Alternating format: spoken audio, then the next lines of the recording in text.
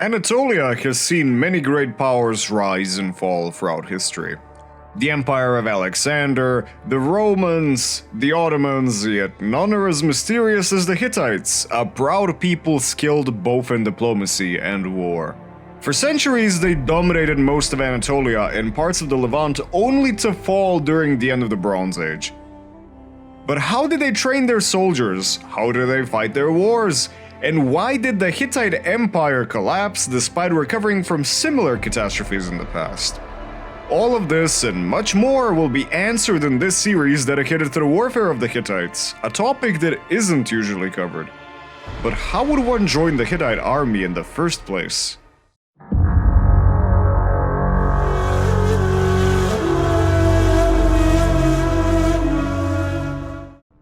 In a weird way, the Hittites were the Romans of the Bronze Age, and we can draw so many parallels between them.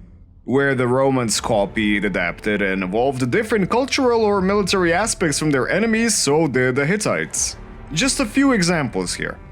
The Romans copied and later evolved the alphabet, the Hittites copied cuneiform. The Romans worshipped some foreign gods, and the Hittites worshipped so many different foreign gods besides their own that the land would become known as the land of 1,000 gods. The Romans established a lot of client kingdoms, and the Hittites preferred to rule through client kingdoms. A two-headed eagle would become the symbol of Roman imperial power later on, and surprise, surprise, the Hittites also used the two-headed eagle, especially in the later period. You know what? I'm reversing this. The Romans were the Hittites of their time, but they were actually successful. Most importantly though, both were extremely militaristic societies, and when you're surrounded by enemies, that's the only way to survive.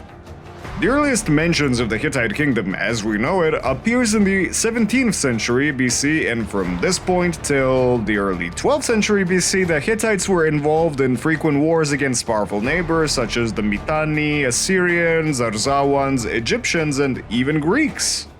We have evidence of Mycenaean Greeks already establishing colonies in western Anatolia by the late Bronze Age, where they frequently supported anti-Hittite rebellions. Not only that, but the Hittites were often raided by the savage northern tribes such as the Kashkians or Aysha-Azi.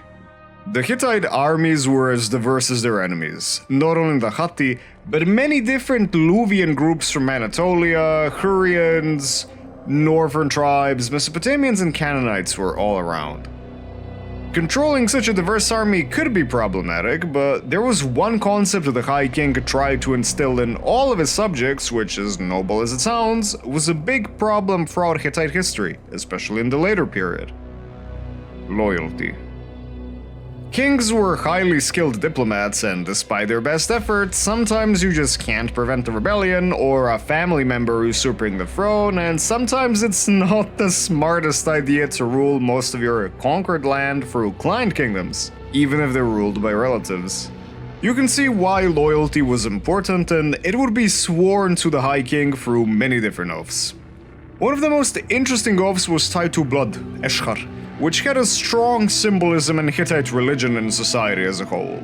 Soldiers recruited into the army would have wine poured on the ground in front of them, and the official would say, "This is not wine, this is your blood.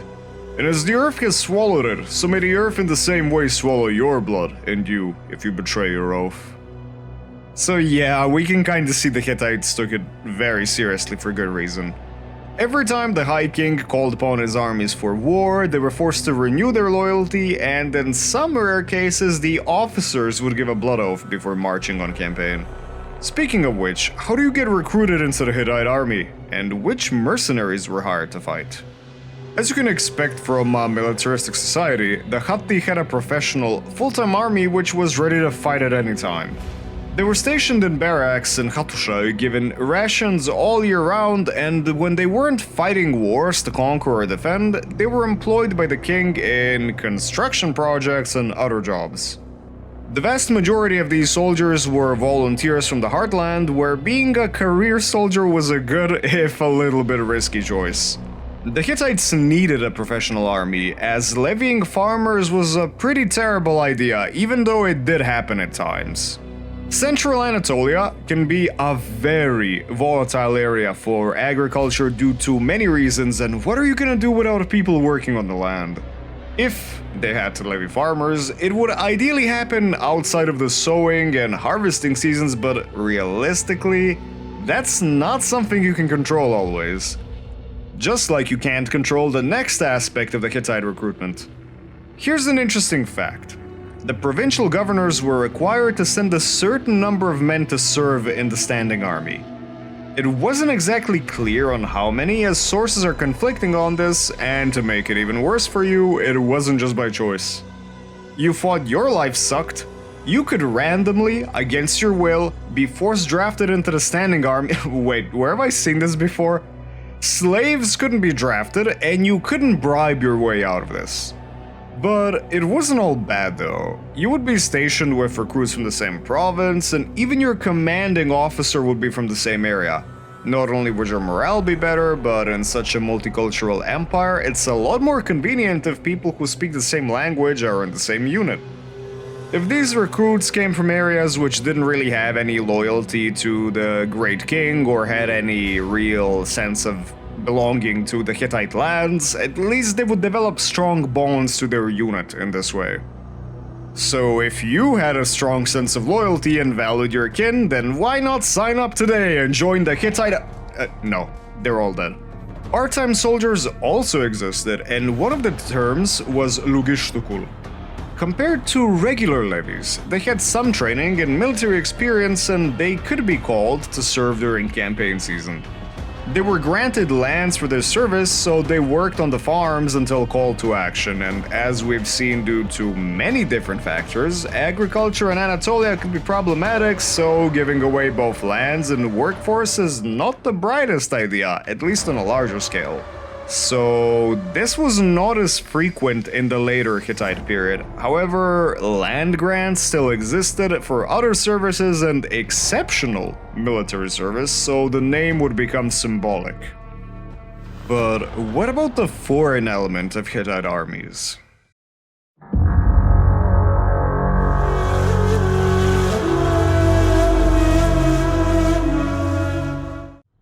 We have a lot of preserved documents from both Hittite and foreign sources when it comes to military information, from the obligations of vassal kingdoms to some aspects of training, but for all their record keeping, we lack an accurate estimate of available manpower in Hittite armies.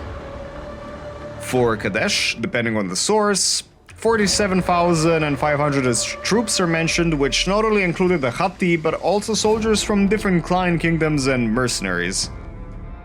Some experts suggest a number of 10 to 20,000 full-time troops, which doesn't sound too crazy when we look at another way the Hittites recruited soldiers. Captured enemy soldiers, known as apantesh, would be resettled across the empire, and some were forced to serve in the Hittite army. The first known example comes from King Tudhaliya. He captured 10,000 soldiers and 600 elite charioteers from western Anatolia and resettled them in the heartland.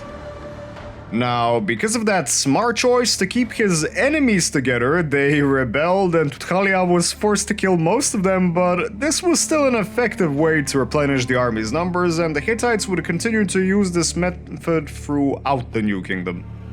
We talked about prisoners of war, but let's take a look at the mercenaries.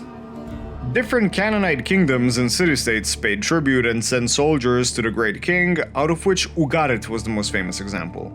Mercenaries could also be found in their ranks, and if you want to learn more about the Canaanites and their weapons, I got the perfect video for you right here.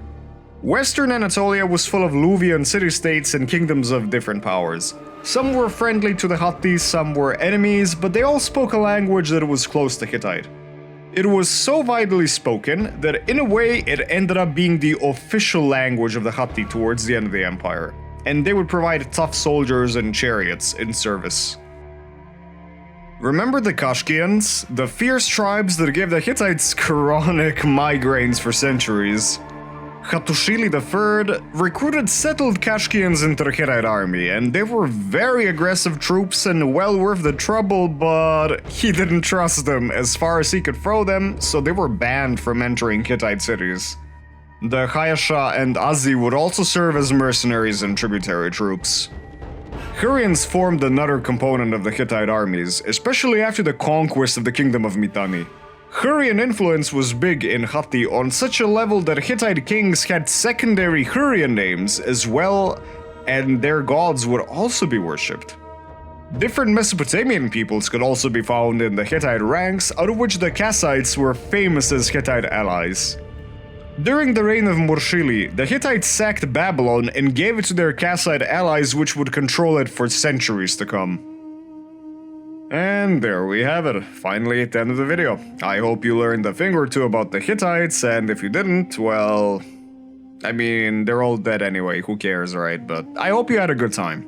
I really hope you enjoyed the video. As always, I appreciate your continued support, any liking, sharing, or subscribing if you really want to do it. It always just gives me more fuel and motivation to continue re-researching all the old scientific journals and documents and books and whatever. The important thing is, history is cool and I love it. And you probably love it too because you're watching this. What's next? Well, that's just something you're gonna have to find out, but yeah, I think you already know what's coming. It's something to do with the Hittite army. And until the next time...